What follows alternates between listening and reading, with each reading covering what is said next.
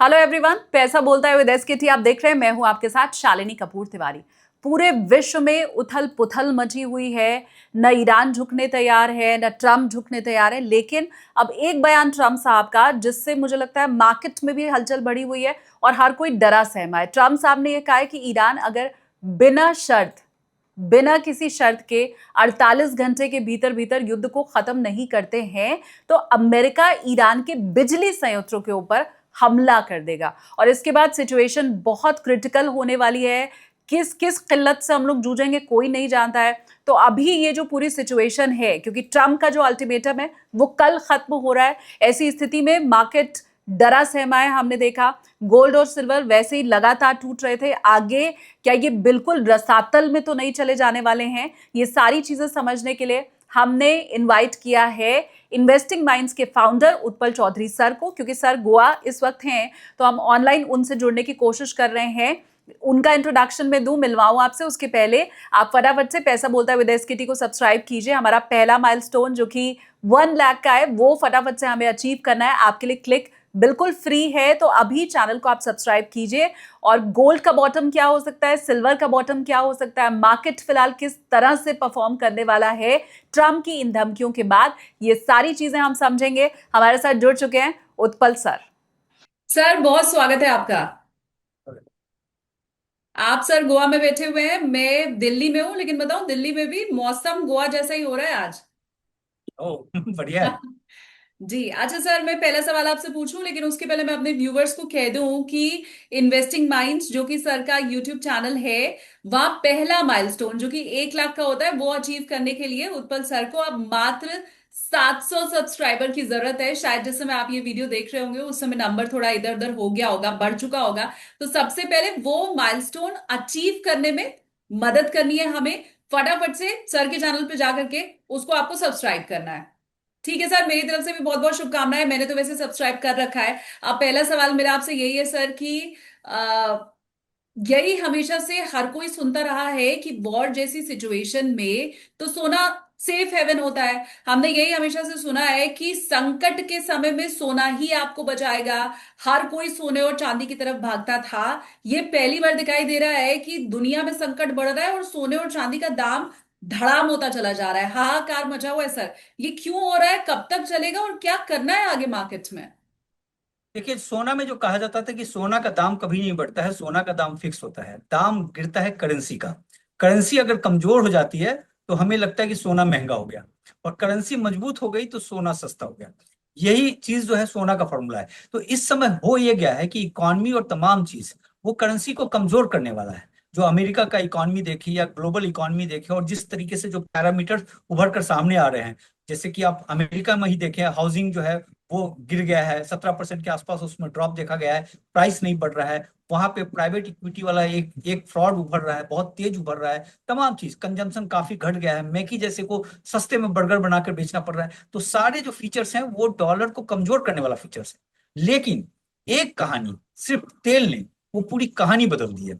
हो ये गया है कि जो ईरान के साथ जो हमला कर दिया है, इन लोगों ने ये सोचा होगा कि 2-3 दिन में मामला सलट जाएगा। अब ये तो पूरा 1 महीना होने को जा रहा है। जो स्ट्रेट ऑफ हॉर्मुज है, जिससे कि तेल पास होता है, जिससे कि 20% जो है दुनिया का तेल जाता है, वो पूरी तरीके से ठप हो गया है। आप कहें कि 16% तेल नहीं जा रहा है, सिर्फ 84% तेल जा रहा है। और उस तेल के नहीं जाने के कारण लोगों को तेल का जुगाड़ करना पड़ रहा है, और तेल हो गया है काफी महंगा। तेल जो आप देखें कि जिस तरीके से जो देखा जाता है ब्रेंट और WTI, उसमें जो है ब्रेंट में 112 के ऊपर चला गया है, WTI में 98 के आसपास चला गया है। लेकिन वो फ्यूचर वाला है, वो अप्रैल और मई के फ्यूचर का है। जो स्पॉट में जो तेल मिल रहा है इस समय, जैसे ओमान बेच रहा है, ओमान के साथ है कि उसके साथ ना स्ट्रेट ऑफ हॉर्मुज है, ना रेड सी है, ना हुतीस का खतरा है, ना ईरान का खतरा है, वो सीधे अरबियन सी में तेल आ जाता है। तो वो जो है $163 पे बेचा था शुक्रवार के दिन। आज का रेट उसका खुला नहीं है। और दूसरा एक मुर्बन तेल होता है जो यूएई का है, जो पाइपलाइन के जरिए आ जाता है, और फिर वो रेड सी के जरिए निकल जाएगा, जो है अरबियन सी में आ जाएगा। तो वो भी जो है उसमें जो 18% का इजाफा देखा गया है। तो तेल बहुत जबरदस्त महंगा हो गया। अब ये समझिए कि पेट्रो डॉलर सिस्टम है वहां पे गल्फ में, कि आपको जो भी तेल लेना होगा वो डॉलर में लेना होगा। आप डॉलर में लेंगे तभी मिलेगा, दूसरे करेंसी में नहीं मिलता है। तो डॉलर, पेट्रो डॉलर के कारण आपको डॉलर देना चाहिए। जो तेल आप $55 पे ले रहे थे आज से 1 डेढ़ महीने पहले, वही तेल आप 160 165 पे ले रहे हो। तो आप 3 गुना ज्यादा ले रहे हैं। 3 गुना, यानी आपको अगर $1 की जरूरत थी तो अब $3 की जरूरत है। तो उसके कारण डॉलर का डिमांड बढ़ गया बहुत तेज। अब जो दुनिया के जो तमाम सेंट्रल बैंक होते हैं, उनके पास जो रिजर्व करेंसी होता है वो डॉलर रखता है, या फिर जो है बाकी कुछ करेंसी रख लिया, जो है फ्रैंक रख लिया, और जो ब्रिटेन का करेंसी रख लिया, तमाम चीज रख लिया, और गोल्ड रखा। तो ऐसे समय में जो बाकी करेंसी है जो है उसमें बिकवाली है, और जो है गोल्ड में बिकवाली है, और उसके जगह डॉलर खरीदा जा रहा है, क्योंकि पूरी दुनिया को इसमें तेल चाहिए, और तेल हो गया तिगुना।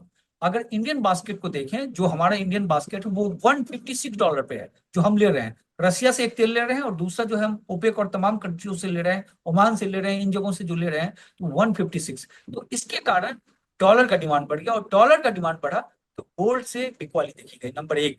दूसरा ये हो गया कि शेयर बाजार जब धड़ाम हुआ, बहुत जबरदस्त गिरा, तो मार्जिन कॉल उसमें आने लगा, क्योंकि लोग जो है डेरिवेटिव्स में काम करते हैं, 5 पैसा लगाकर 100 टके का काम करते हैं। तो वो जब मार्जिन कॉल आने लगा, तो मार्जिन कॉल के लिए उनको चीजें बेचनी थी, तो क्या बेचेंगे, क्योंकि गोल्ड और सिल्वर काफी भाग चुका था, तो उसमें एक प्रेशर देखा गया वो। और तीसरा कंडीशन ये हो गया कि जब पूरी दुनिया डर जाती है, तो कैश वगैरह कोई रखते नहीं है अपने पास, 2 महीना 3 महीना 4 महीने का रखते हैं। तो जो ऐसे सिचुएशन में क्या होता है कि कैश कंपोनेंट लोग बढ़ा देता है, 6 महीना 8 महीना 1 साल तक का रखने लगता है। तो उसके लिए भी बिकने के लिए क्या था, शेयर बाजार तो बिक नहीं सकता, शेयर तो धड़ाम धड़ाम गिरा हुआ था। तो गोल्ड सिल्वर में जो पहले से घुसे हुए थे, जो पहले से खरीदा हुआ था, क्योंकि इन लोगों ने 100% का रैली लिया हुआ था, 200% का रैली लिया हुआ था, तो वहां ये बिकवाली देखा गया। तो ये 3 कारण है जो बिकवाली है, लेकिन ये नॉइज जो है आने वाले समय में थम जाएगा। इसके पहले कभी हिस्ट्री में क्या ऐसा हुआ है कि इतना भीषण युद्ध रहा हो और ऑयल का प्राइस ऊपर जा रहा हो लेकिन सोना नीचे गया हो? पहले इतिहास में कभी हम देखते हैं ऐसा? बिल्कुल, जैसे 1973 में जब हुआ था, ऑयल क्राइसिस हो गया था, उसमें इसराइल, इजिप्ट और सीरिया की लड़ाई हुई, और अमेरिका ने सहयोग साथ दिया इसराइल का। तो क्या हुआ कि जितने ओपेक कंट्री थे उसने तेल देना बंद कर दिया उसे, और यूरोपियन कंट्रीज को। तो उस समय भी यही देखा गया था कि जो है पहले गोल्ड गिरा था, लेकिन उसके बाद से उसने तेजी पकड़ा। और गोल्ड का जो पूरी कहानी है 1971 से लेकर 80 तक में, वो जो है 9 साल, जो गोल्ड जो है वहां पे 2400% भागा था। मतलब $35 का था गोल्ड, और वो भागकर $835 का हो गया था। और उसमें दो तेल क्राइसिस आया था, एक 1973 आया था, और दूसरा 1979 आया था, जो ईरान वाला जो लड़ाई हुआ था वो क्राइसिस आया था। और उस दरमियान ये देखा गया था कि गोल्ड जो है वो 3 बार जो है वो 20% से ज्यादा गिरा था। एक बार तो वो 26% गिरा, और दूसरी बात की 588 दिन जो है लगातार 1976 में 588 डेज जो है उसमें 43% गोल्ड गिरा था।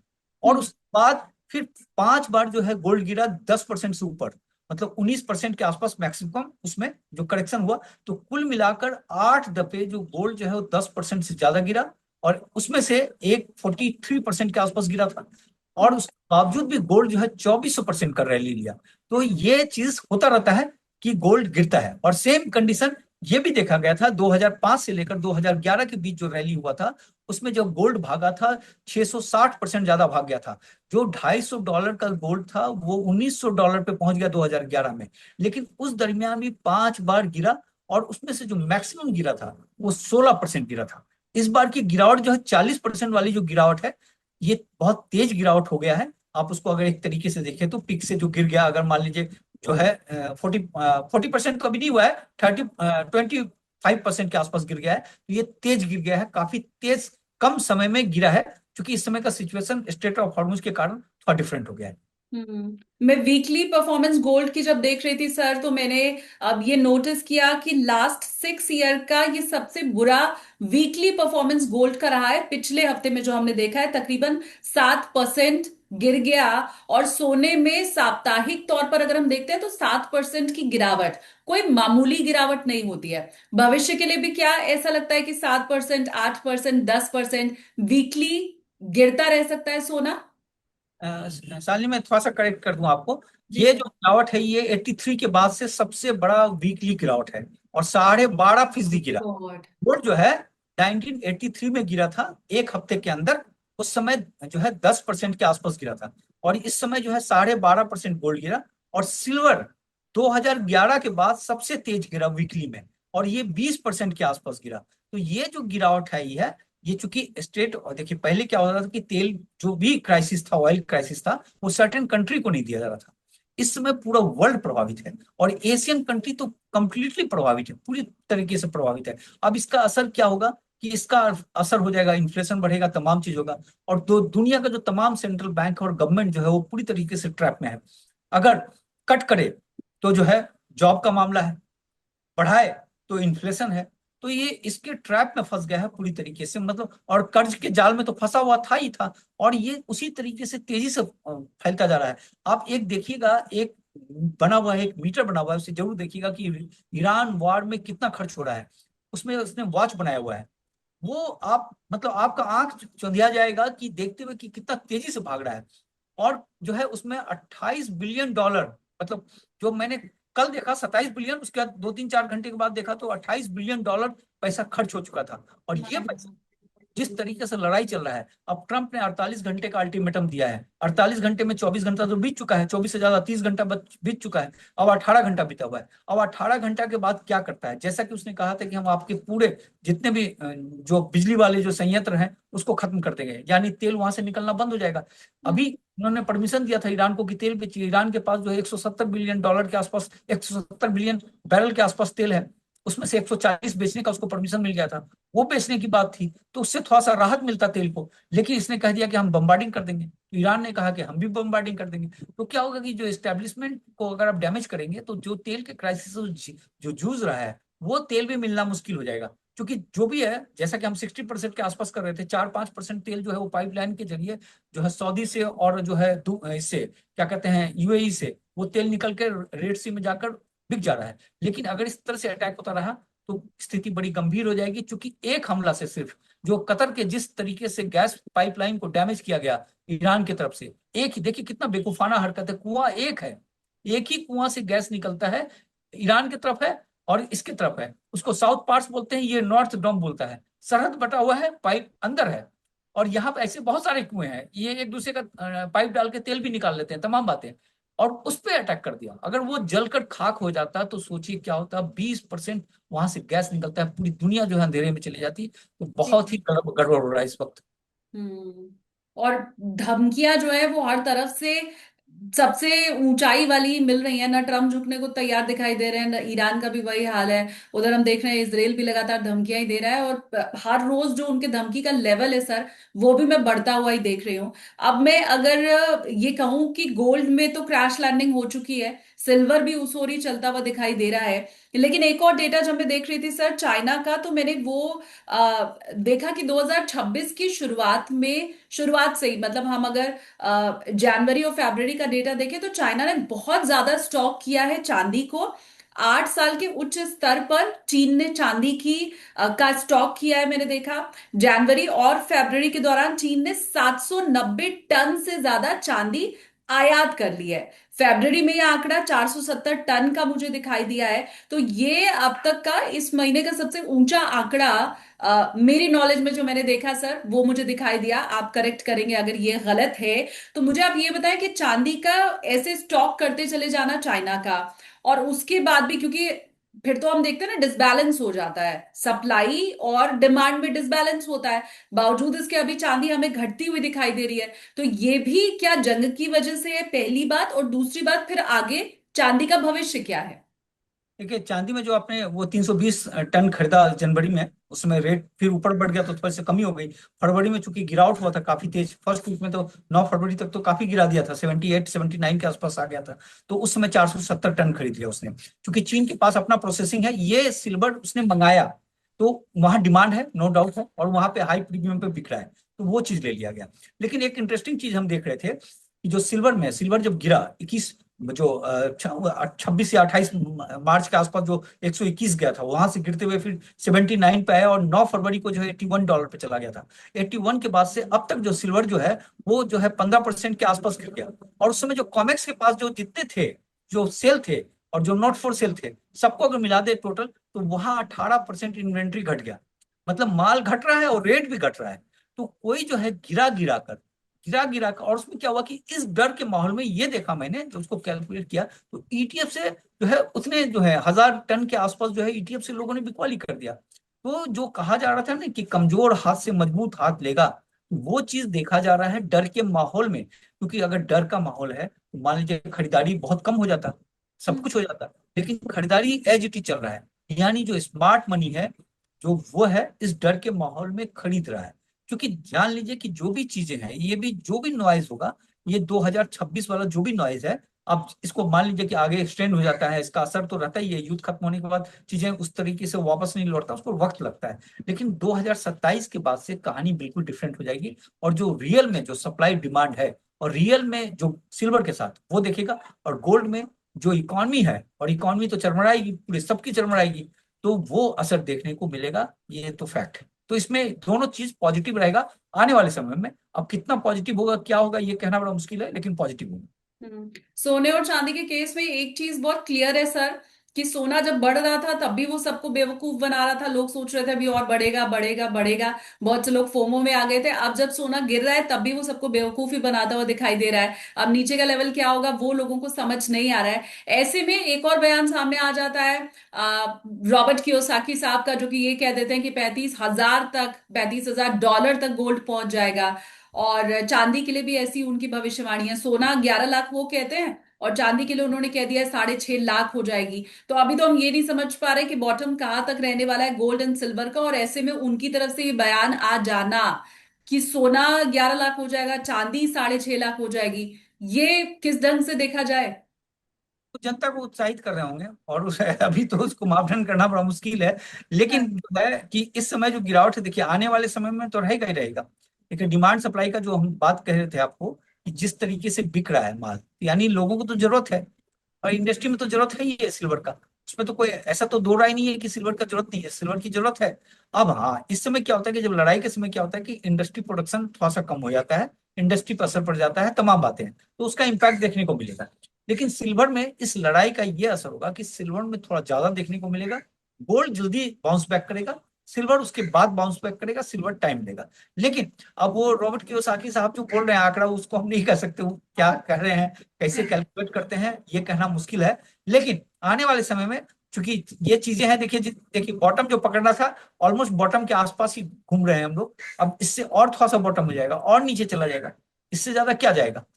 अब मान लीजिए कि गिर जाएगा, ठीक है, जो है सिल्वर गिर कर आप मान लीजिए 67 के आसपास आ गया, और गिर के 58 के आसपास आ जाएगा। माय इस गॉड, त्राहिमाम मच जाएगा सर इतने में तो। काम क्या होगा, नुकसान तब ना जब आप बेचेंगे, जब आप बेचेंगे ही नहीं। मेरे पास मान लीजिए गोल्ड है, सिल्वर पड़ा हुआ है, हम्म। हमें मतलब ही नहीं है कि हमें बेचना है। जब हम बेचने जाएंगे तब ना नुकसान है, जब हम बेचेंगे ही नहीं तो क्यों नुकसान है। इसलिए कहा ट्रेडर्स ट्रेडर्स नुकसान में रहेंगे। ट्रेडर्स नुकसान में नहीं, ट्रेडर्स नुकसान में होंगे, ज्वेलरी दुकान वाले सब बेचारे बहुत नुकसान में है। ज्वेलर्स सब ने, जिसने खरीदा था सिल्वर, हेवी रेट में खरीदा था, और सिल्वर में जो फ्लक्चुएशन होता है, वो क्या बिजनेस करेगा वो आदमी सब। आज जो है $10 नीचे गिर जाता है, कल $10 ऊपर भाग जाता है, वो पागल हो गया होगा बेचारे सब। ज्वेलर्स वाले जो खासकर जो सिल्वर में है, या गोल्ड में भी देखिए ना, गोल्ड में किसने सोचा था कि जो है इस तरीके से जो है 20-20% नीचे गिर जाएगा गोल्ड। तो राइट। ये अब लड़ाई आ गया और तमाम बातें आ गई, तो ये प्रेशर में तो है, नो डाउट। उनका उनका तो धंधा है, जो लंबे समय के लिए जो इन्वेस्ट किए हुए हैं उनको तो कोई घबरा नहीं, वो तो कागजों में है, कागजों में गिरा है, कागजों में चढ़ जाएगा, वो कहानी बराबर हो जाएगी, उनको तो फायदा ही फायदा है। जो हाँ। इस ट्रेडिंग कर रहे होंगे उनको नुकसान है, और खासकर जो ज्वेलर शॉप वाले हैं, बड़े बड़े तो मान लीजिए सह जाएंगे, जो छोटे ज्वेलर शॉप हैं उनको काफी नुकसान है इन चीजों का। हम्म।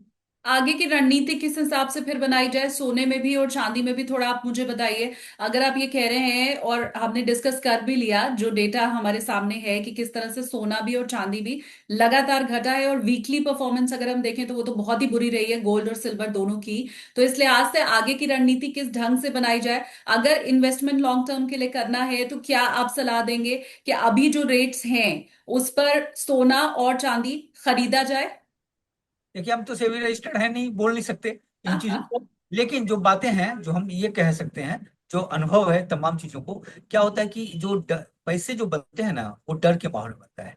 फुल फेज में कभी पैसा नहीं बनता, फोमो लाइन में कभी पैसा नहीं बनता, वहां पैसा गिरता है, खत्म होता है। अगर मान लीजिए कि सपोज की कोई बुल फेज पे कोई चीज अगर नीचे गिर रहा है, तो हम्म। जो कहा जाता है ना कि एवरी डिप बाय सिप जो है, लेकिन एवरी डिप में भी देखा जाता है, उस डिप के कैटेगरी को देखा जाता है कि अगर जो भी कंपनी का डिप हो रहा है या जो भी प्रोडक्ट का डिप हो रहा है, उसका फंडामेंटल्स कैसा है। उसका फंडामेंटल्स अच्छा है। सिल्वर का फंडामेंटल्स कैसा है, सिल्वर का फंडामेंटल्स अच्छा है, इंडस्ट्री प्रोडक्शन वगैरह सब कुछ है, शॉर्टेज है, तमाम चीज है। गोल्ड का जो है फंडामेंटल्स अच्छा है। जो ब्लू चिप्स वाले शेयर्स जो गिर रहे हैं उनका फंडामेंटल अच्छा है। तो जो फंडामेंटल्स अच्छा है तो पैसे जो है वो आएंगे ना उसमें। और जो ऐसा तो नहीं है कि खरीदा नहीं जा रहा है, डंप तो नहीं कर रहा है ना। जो हाँ। ऊपर भागता है अगर, तो लोग खरीदारी करने के लिए आते हैं ना। तो जो अच्छे बायर होते हैं, जो अच्छे सोच वाले होते हैं, जो इसको पैसा कमाना होता है बाजार से, वो इन्हीं बाजार से कमाते हैं। बियर फेस से ही पैसा बनता है, बुल फेस से कभी पैसा नहीं बचता है। ये बात का जान लीजिए, क्योंकि मैं बहुत लोगों को जान रहा हूँ कि जिन्होंने जिंदगी भर कमाया, मान लीजिए कि 10 साल में जो कमाया, और उसने हाँ। कोविड काल में जब नीचे गिरा और वहां कमाया, तो 10 साल के बराबरी का कम 1 साल में कमाई कर दी। तो चूंकि बियर फेज जो है ये किस्मत वालों को मिलता है ऐसा बियर फेज जो है। क्योंकि अगर आपको खरीदारी करनी है, आपको मार्केट में वाकई में धनी बनना है, और आपका होराइजन लंबा है, और आप घबराने वाले नहीं हैं, तो इससे बेहतरीन कोई मार्केट नहीं हो सकता। और जो बच्चे नया एंट्री कर रहे हैं, जो शेयर बाजार में घुसना चाह रहे थे, जो आना चाह रहे थे, या गोल्ड सिल्वर के बाजार में आना चाह रहे थे, डाइवर्सिफाई रहना चाहिए, पोर्टफोलियो डाइवर्सिफाई रहना चाहिए। 60% जो है शेयर बाजार में होना चाहिए, 20% बॉन्ड में होना चाहिए, क्योंकि बॉन्ड हिलता नहीं है, और 20% गोल्ड सिल्वर में, 12% गोल्ड में, 8% सिल्वर में। ये सबसे बैलेंस पोर्टफोलियो होता है। अगर इस बैलेंस पोर्टफोलियो के साथ जो नए बच्चे आ रहे हैं, आपको मैं लिख के दे देता हूं कि जो नए बच्चे इस समय एंट्री कर रहे हैं और हिम्मत रखते हैं, वो आने वाले समय का धनी व्यक्ति बनेगा। जो इस समय कलेजा रख लेगा वो धनी व्यक्ति। तो ये है। बहुत शानदार, आपने अपनी तरफ से तो डिस्क्लेमर दे ही दिया था सर। मैं भी डिस्क्लेमर दे दूं व्यूवर्स को कि हमने जो भी चर्चा की है वो आपको एडुकेट करने की पर्पस से दी है। तो आप अगर निवेश करना चाह रहे हैं तो प्लीज आप पहले खुद उसके बारे में डिटेल में रिसर्च कीजिए, और आपके जो वित्तीय सलाहकार हैं उनसे पहले पूछिए। लेकिन बहुत स्पष्ट तरीके से सर, क्योंकि हर बात कहते हैं, सेबी रजिस्टर्ड में नहीं हो ये बोलने के बाद भी जो उनका अनुभव है वो उन्होंने आपको बताया। और इसीलिए मैं आपको बार बार कह रही हूँ कि जो उनका फर्स्ट माइलस्टोन है, जो कि 1 लाख सब्सक्राइबर का होता है, वो पूरा करने में उनकी मदद कीजिए। अभी जाकर के आप सर्च करें, मैं डिस्क्रिप्शन में उनका लिंक भी दे दूंगी। और चैनल पर पहुंच करके, इन्वेस्टमेंट माइंड्स चैनल का नाम है, वहां पर जाकर इन्वेस्टिंग माइंड्स, वहां जाकर के आप फॉलो कीजिए सर को। अब अगला सवाल सर, रघुराम राजन सर के बयान पर आपसे मैं, आपका क्या रिएक्शन है वो जानूं। उसके पहले मुझे आप ये बताएं कि क्या मंदी आने वाली है बहुत भयानक। देखिए, मंदी वाले इंडिकेटर सारे उभर रहे हैं। तो मंदी वाले जो इंडिकेटर्स हैं वो सब जो है एक्टिव हो गए हैं, और उसको अभी बचाने की कोशिश किया जा रहा था, लेकिन ये लड़ाई जो है ये ट्रिगर डाल दिया। अभी डॉलर जो भी कम मजबूत हो गया है तेल के कारण, जैसे ही ये लड़ाई थमेगा, तेल नीचे आएगा, डॉलर कमजोर होगा, तमाम चीज। क्या होगा कि इंटरेस्ट रेट को कट करना पड़ेगा इनको, क्योंकि इनका जो अमेरिका के इकोनॉमी से ही गिरेगा जो भी गिरेगा। अमेरिका की इकोनॉमी $39 ट्रिलियन के आसपास है। 40 ट्रिलियन हो जाएगा, जिस तरीके से मीटर भाग रहा है जो लड़ाई के खर्च वाला, वो $40 ट्रिलियन ऑलरेडी हो जाएगा। इनके पास कर्ज चुकाने के लिए इनको इंटरेस्ट देना होगा, इनको इंटरेस्ट रेट कम कट करना पड़ेगा, तमाम दबाव आएगा, नंबर एक। दूसरा, वहां पे प्राइवेट इक्विटी एक बड़ा फ्रॉड उभर कर सामने आ रहा है। वहां पे क्या किया था कि 2008 के बाद बैंकों को रिस्ट्रिक्शन कर दिया गया था कि आप जो है छोटे कंपनियों को, जिस कंपनी का फंडामेंटल स्ट्रांग नहीं है उसको आप पैसे नहीं देंगे। लेकिन भाइयों ने क्या किया, 12-12, 18-18% की ब्याज के चक्कर में लोगों ने पैसे दे दिए, जैसे अपने यहाँ साहूकार वगैरह देते हैं, उस टाइप से लोगों ने पैसे दे दिए ऐसी ऐसी कंपनी को, एआई की कंपनियों को। ये बड़े 5-7 बड़े एआई कंपनी नहीं, छोटे छोटे एआई कंपनियों को, जो कि उसमें से बहुत सारे डिफॉल्ट कर गए हैं, तो वो पैसा डूब गया है। और दूसरा कि लोग जब पैसे मांगने के लिए जा रहे हैं तो पैसे उनको दे नहीं रहा है कंपनी। तो वो एक बड़ा फ्रॉड, मतलब वहां पे अभी रेड सिग्नल है, रिसेशन वाली बात नहीं है, रेट सिग्नल बहुत तेज आ गया है, और स्ट्रेस सिग्नल बहुत जबरदस्त है, और वो ग्रीम होता जा रहा है। तो वो सिचुएशन काम करेगा। तीसरा क्या हो जाएगा, तेल की कम, ये सब जो हो गया, जो प्रोडक्शन, जो जो इंडस्ट्री का प्रोडक्शन है वो थम जाएगा, उसका असर देखा जाएगा। नौकरियां जाएंगी, जॉब घट जाएगा, क्योंकि जॉब जिस तरीके, जॉब ऑलरेडी घटा हुआ था अमेरिका का, और घटेगा। कंजम्पशन, लोगों के पास पैसे नहीं रहेंगे, कंजम्पशन घट जाएगा, क्योंकि पहले लोअर क्लास तो खर्च कर ही नहीं रहा था, मिडिल क्लास भी खर्च धीरे धीरे कम करने लगा। अभी क्या होगा कि जो रिच क्लास से जो चल रहा था इकोनॉमी, रिच क्लास जो शेयर बाजार और तमाम चीज जो गिरा है इनका, जिस तरीके से पैसा फंसा है, और बेच कौन रहे हैं? गोल्ड सिल्वर, रिच क्लास ही बेच रहा है ना, अपने मार्जिन को कवर करने के लिए। तो वो बिकवाली आएगी, वो प्रेशर जबरदस्त ढंग से देखा जाएगा। तो ये सब कुछ है।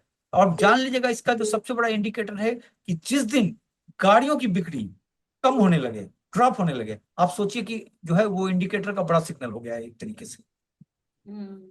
रघुराम राजन सर की तरफ से, क्योंकि ये कहा गया कि ईरान युद्ध अगर लंबा चलता है तो क्रूड ऑयल का प्राइस $200 तक भी जा सकता है। पहला, इसके ऊपर आपका रिएक्शन, और दूसरा, ग्लोबल रिसेशन का वो खतरा बता रहे हैं। तो डेफिनेटली इसकी आशंका है। अभी आपने कहा भी सर। बिल्कुल। देखिए, तेल का कीमत तो ऑलरेडी हम मैंने बताया ना कि जो दो तीन तेल इसमें स्पॉट पे मिल रहा है, चार आप कहिए तो। एक तो मुर्वन का मिल रहा है, जो यूएई का तेल हो गया, वो 142-146 डॉलर पे आज ट्रेड कर रहा है। दूसरा आपका जो है ओमान का, जो 165 डॉलर पे जा रहा था, आज खुलेगा रेट तो हो सकता है 170-75 हो जाए। तीसरा दुबई, वो 140 के आसपास मिल रहा था, आज खुलेगा तो 150। तो ये तेल आपको मिल रहा है ये। और इसके अलावा जो है आपको रसिया तेल दे रहा है, जो उड़ल तेल है। हालांकि उसका रेट जो है वो 89 है अगर आप देखेंगे तो, लेकिन वो बेच रहा है 104 पे, 105 पे, जैसा जो मांग रहा है, जैसा डिमांड है उसके हिसाब से दे रहा है। तो तेल हो गया है सारा महंगा। दूसरा, वेनेजुएला से जो भी तेल मंगाएंगे वो काफी महंगा पड़ेगा, काफी मतलब लंबा रूट, काफी लंबा पड़ेगा। तो तेल में जो बात है 165 तो ऑलरेडी है। तो 200 वाली जो बात है, ये लड़ाई अगर कल बम्बार्डिंग जमकर कर दिया, अमेरिका ट्रंप ने जो धमकी दिया है, उसने एस्टेब्लिशमेंट पे अटैक कर दिया, तो ईरान भी करेगा, क्योंकि ईरान के पास मिसाइलों का जबरदस्त जखीरा है। ये बात तो देखने को मिला भाई, डेली मिसाइल मार रहा है। और उसने अपनी मिसाइल की ताकत दिखा दिया कि 4,000 वहां 2 मिसाइल मार दिया, यूके और यूएस का जो बेस था वहां पे। हालांकि अनसक्सेसफुल रहा, लेकिन मिसाइल उसके पास जबरदस्त है। तो हमला तेज बढ़ेगा। तो $200 अगर कल अल्टीमेटम जो 48 घंटे का दिया है और उसको अमल कर देता है ट्रम्प, तो कल ही कल में $200 हो जाएगा। तो उसमें ज्यादा दिन जाने की जरूरत नहीं है। तो वो तो फैक्ट है। और बाकी रिसेशन वाला जितने इंडिकेटर थे, मैंने आपको जो बताया, रिसेशन एक चीज से नहीं आता है, सारे इंडिकेटर जो है वो ऑन होना चाहिए। वो सारे इंडिकेटर ऑन होने लगे हैं। तो लेकिन इसमें वक्त लगेगा। रिसेशन ऐसा नहीं है कि लड़ाई खत्म होती ही आ जाएगा। अगर आएगा भी रिसेशन, तो 6 महीने साल भर लग जाता है ऐसे कंडीशन में। मतलब एक एक साल लग जाता है, 6 महीने से एक साल के बीच जो है वो चीजें अगर सुधारा नहीं गया, सब कुछ ठीक नहीं किया गया, तो वो खतरा मंडरा रहा है, सामने खड़ा है।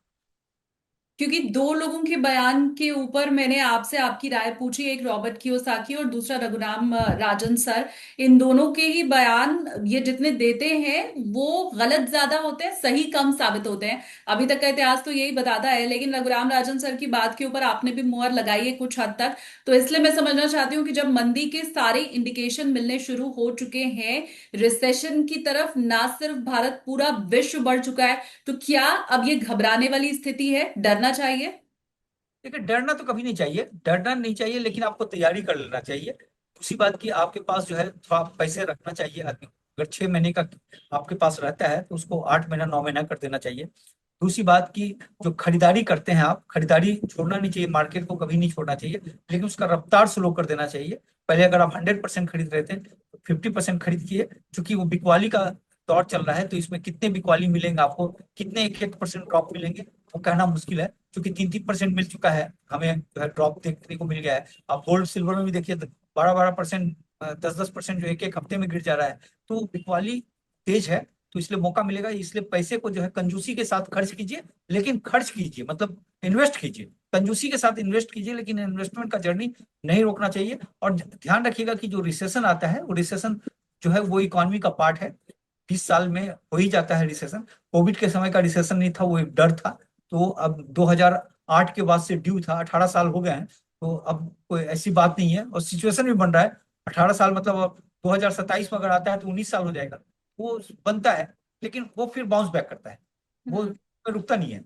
इकोनॉमी फिर से रिवाइव करती है। क्योंकि जब 1929 के रिसेशन से हम लोग निकल गए हैं, 2008 का बड़ा रिसेशन है, निकल गए हैं। देखिए, 2008 से बड़ा खतरनाक रिसेशन इस समय दिख नहीं रहा है इस समय। अब हो जाए अच्छा। तो अलग इशू है, लेकिन जो है वो तमाम चीजों से निकल जाएंगे बाहर। 2008 का रिसेशन आपको ज्यादा बड़ा अभी की स्थिति के हिसाब से लग रहा है, तो आधा डर तो ये सुनने के साथ ही मुझे लगता है खत्म हम लोगों का हो गया। अब सीधा सवाल मैं पूछ रही हूँ सर, सोना क्या 1 लाख होगा?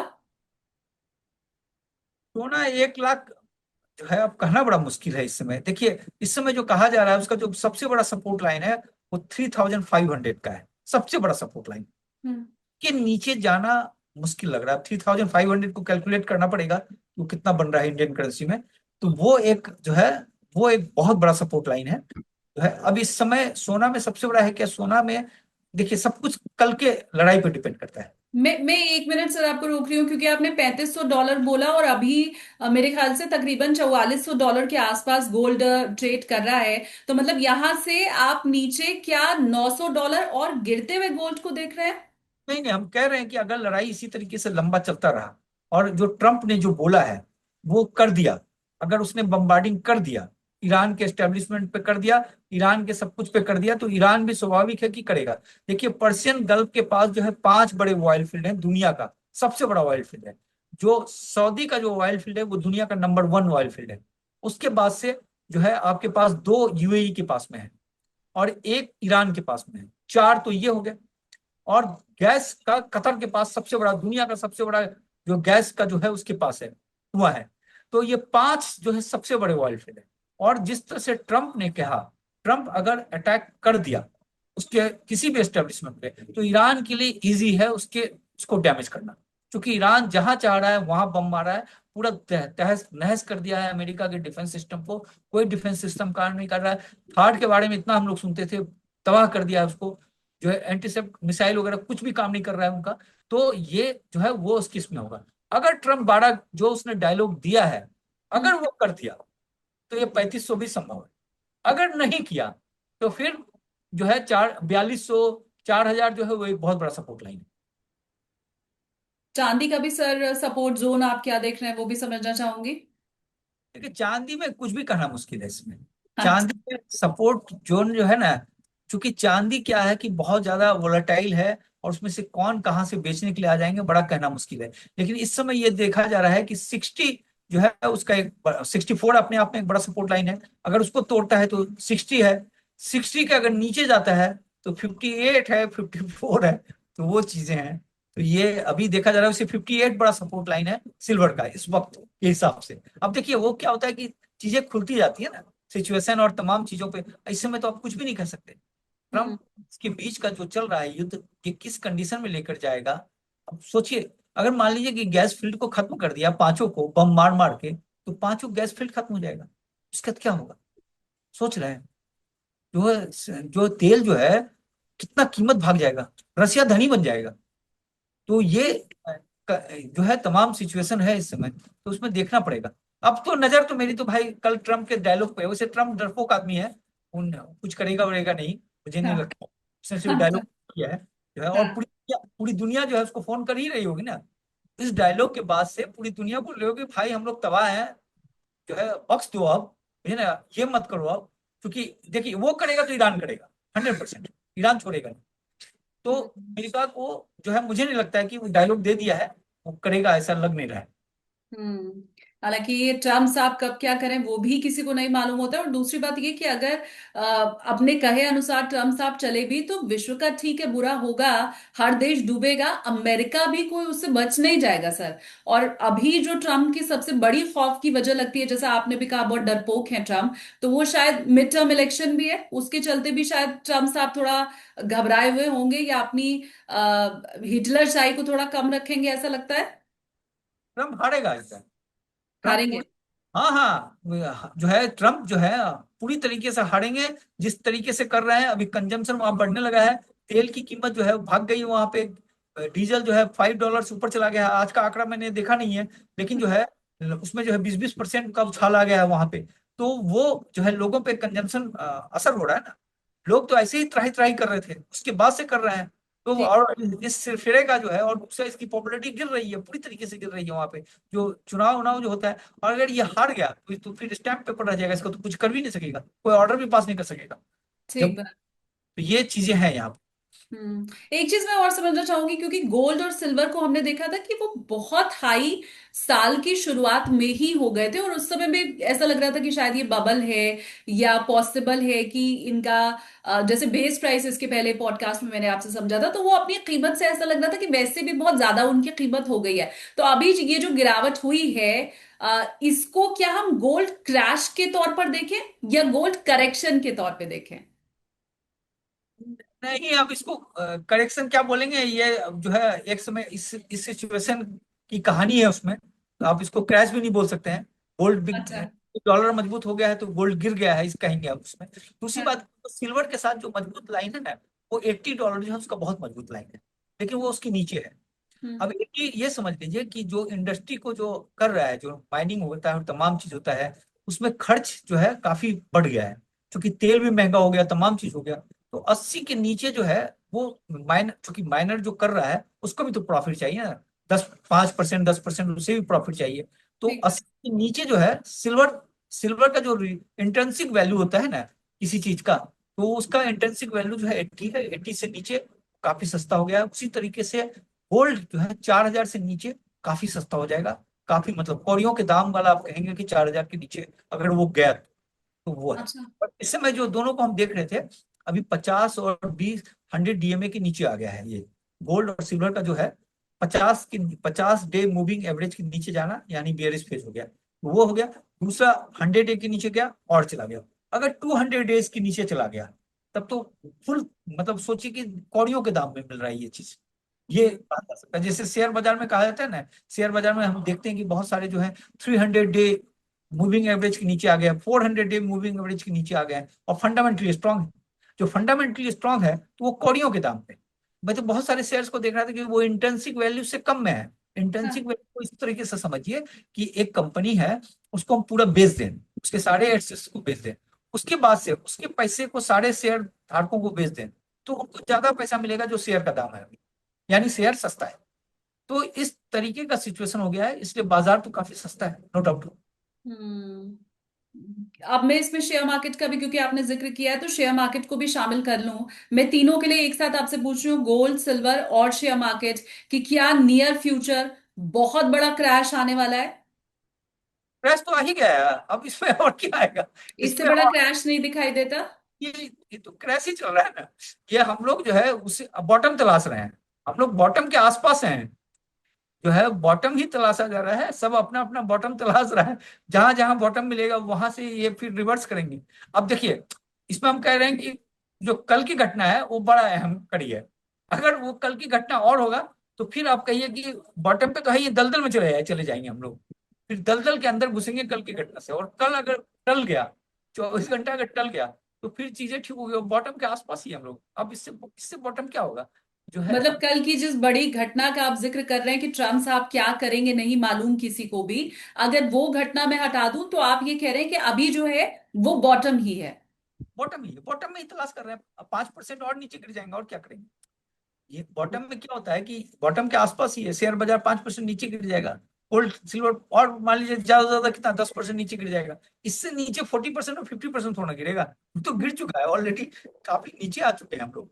जो है इसमें चूंकि जो वैल्यू है, कंपनी की भी तो कीमत होती है ना, कंपनी की राइट। कीमत से नीचे चला गया है, वो चीज देखा जा रहा है। सर, क्योंकि डॉलर का भी आपने भी जिक्र किया था, और मुझे लगता है रुपए की जो लगातार गिरती हुई वैल्यू है, हम उसके ऊपर भी चर्चा कर लें, क्योंकि मीडिया का इतिहास आपका बहुत लंबा है, अनुभव बहुत लंबा है। पुराने अगर आप कुछ समय के न्यूज बुलेटिन्स उठा के देखें, जब गवर्नमेंट यूपीए टाइम की थी और तब जब रुपया गिर रहा था, तो हर रोज डिबेट हो रही थी, हर रोज इसके ऊपर आवाज उठाई जा रही थी, पर अभी वैसा कुछ इंडियन मीडिया में अब दिखाई नहीं दे रहा है। टीवी मीडिया की अगर मैं बात करूं तो खास करके, तो सबसे पहले तो आपकी टिप्पणी, ये हश्र होगा ऐसा तो किसी ने नहीं सोचा था। रुपया वैसे ही अपने सबसे बुरे काल से गुजर रहा था, अब उसमें आग में घी डालने का काम इस युद्ध ने कर दिया है। तो आपकी टिप्पणी सर? देखिए, इसमें गवर्नमेंट कुछ नहीं कर सकता ना, तभी जो है यूपीए गवर्नमेंट कुछ कर सकती थी ना, इस समय जो है बीजेपी की गवर्नमेंट कुछ कर सकती है। क्योंकि देखिए, जो फैक्ट है कि आपको डॉलर चाहिए तेल लेने के लिए, तेल तो चाहिए ना, गैस चाहिए, और उसको जुगाड़ कर रहा है, सब जुगाड़ ही हो रहा है ना अभी, इधर से ले रहा है उधर से ले रहा है, शिप वापस करवा लिया चाइना वाला, शिप वापस करवा लिया, जो भी है। महंगा दाम पे ले रहे हैं, काफी महंगा दाम पे ले रहे हैं। तो आपको उसके लिए डॉलर चाहिए। तो डॉलर क्या है, आपके पास जो जो फॉरेक्स रखा है आपने, जो रिजर्व में रखा हुआ है, आप डॉलर बेचे। डॉलर बेचे तो आपको जो है तेल मिल रहा है। या आप गोल्ड बेचे, अभी तक तो गोल्ड बेचा नहीं है, ऐसा तो आया नहीं है रिकॉर्ड में। तो स्वाभाविक सी बात है कि आपकी करेंसी कमजोर होगी। और ये इस समय दुनिया का तमाम करेंसी, हाँ रुपया क्या, सारी करेंसी कमजोर हो रही है। सिर्फ स्विस फ्रैंक को छोड़कर, जो है स्विट्जरलैंड का करेंसी काफी मजबूत हो गया है, उसको छोड़कर दुनिया का हर करेंसी गिर रहा है। क्योंकि इस समय डॉलर की जरूरत है। डॉलर के लिए गोल्ड बेच रहा है, सिल्वर बेच रहा है। मुझे तो लग रहा है कि सेंट्रल बैंक जो है वो गोल्ड भी बेच रहे होंगे इस समय। जो कमजोर सेंट्रल बैंक वगैरह होंगे जिनके पास होगा, डॉलर लाएगा कहाँ से? तेल चाहिए ना। आप सोचिए ना कि जो जो जी। सामान आपको एक एक डॉलर में मिल रहा था, वो 3 डॉलर में मिल रहा है। अब कहाँ से लाओगे पैसे? तो उसमें देखिए, अभी रुपया जो गिरा है वो काफी गिर गया है। और मुझे जो 95 जो कहा गया था, कि मॉर्गन ने कहा था कि 95 आ जाएगा, जो कंडीशन जैसा चल रहा है, और कल की अगर घटना हो गई, कोई बड़ी बात नहीं है कि 100 भी हो जाएगा, जो है रुपया 100 पे पहुंच जाएगा। अगर कल की घटना, ट्रंप अगर बम्बार्डिंग कर दिया ईरान पे और ईरान ने फिर उल्टे में कर दिया, अगर ये हो गया, तो 100 रुपया भी कुछ नहीं, बड़ी बात नहीं होगी। क्योंकि इसमें कुछ भी कोई गवर्नमेंट नहीं कर सकता है। मतलब ऐसा नहीं कि हम मोदी जी के फेवर में बोल रहे हैं, तो जब होता है उनकी तुरंत क्रिटिसाइज कर देते हैं। लेकिन इस समय तेल का कीमत आपको बढ़ा हुआ इसलिए नहीं मिल रहा है, और वो गवर्नमेंट को कमजोर कर रहा है कहीं ना कहीं जाकर। क्योंकि देखिए, गवर्नमेंट में बर्डन तो है, आप महंगा तेल मंगा रहे हो, काफी महंगा मिला। $156 का मैं बता रहा हूँ इंडियन बास्केट मिल रहा है। और कहाँ पहले से $70 के आसपास का था, तो डबल हो गया। कायदे से आपका तेल जो है, जो 100 रुपये का पेट्रोल आप खरीद रहे हो, वो 200 रुपया का है। तो जो 100 रुपये का जो पेट्रोल है, वो सरकार का बर्डन जा रहा है। सरकार के जो है पूरे फिस्कल को कमजोर कर देगा। हम्म। तो ग्रोथ जो 7% वाला जो ग्रोथ है, वो कमजोर हो जाएगा, वो अचीव नहीं हो सकता। तो ये गवर्नमेंट को जो है इस समय, चूंकि अब इलेक्शन के चक्कर में जो है गवर्नमेंट बढ़ा नहीं रही है, और ये इलेक्शन आते आते और इसी तरह का स्थिति रह गया और सुधरा नहीं, बड़ी मुश्किल हो जाएगा, बहुत ही मुश्किल हो जाएगा। इस समय गवर्नमेंट को बगैर इलेक्शन और इलेक्शन को छोड़ छाड़ के सीधा जो है तेल की कीमत को बढ़ाना चाहिए। हालांकि इसमें इन लोगों ने प्रॉफिट भी मारा था बहुत जबरदस्त। जब रशिया से जब तेल ले रहे थे, 10-12 रूबल सस्ता ले रहे थे हम उससे, तो उस समय जो प्रॉफिट मिल रहा था, वो तेल कंपनियों ने खाया, वो जनता को दिया नहीं। जनता को तो तेल उतने में मिला। तो वो प्रॉफिट, लेकिन वो प्रॉफिट कितना होगा?